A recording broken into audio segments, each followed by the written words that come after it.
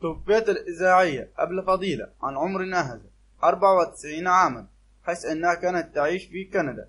وأعلن الدكتور خالد منتصر وفاة الإذاعية الكبيرة فضيلة توفيق عبد العزيز الشهيرة بأبلة فضيلة من خلال حسابه الشخصي على موقع التواصل الاجتماعي فيسبوك، حيث كتب الدكتور خالد منتصر: توفيت إلى رحمة الله تعالى الإذاعية الكبيرة فضيلة توفيق عبد العزيز، حيث أن قد بدأت عملها في مكتب محاماة، وكانت قد قابلت الإذاعي بابا شوير، ولكن بعام 1953 أعربت له عن أمنيتها بأن تكون يوما ما مذيعة الأطفال. وبابا شوير الاسم الحقيقي له محمود محمد شعبان، وكانت في البداية قارئة للنشرة، وبعد أن ساعدها في تحقيق حلمها وتم تعيينها في الإذاعة التي كانت تابعة حينها لوزارة المواصلات، وعملت على مدار 6 سنوات، وعقب تدريبات انتقلت إلى داخل التلفزيون.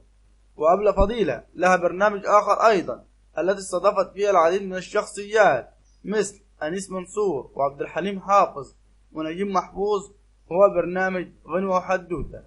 وفي الأخير شكرا لكم والسلام عليكم ورحمة الله وبركاته.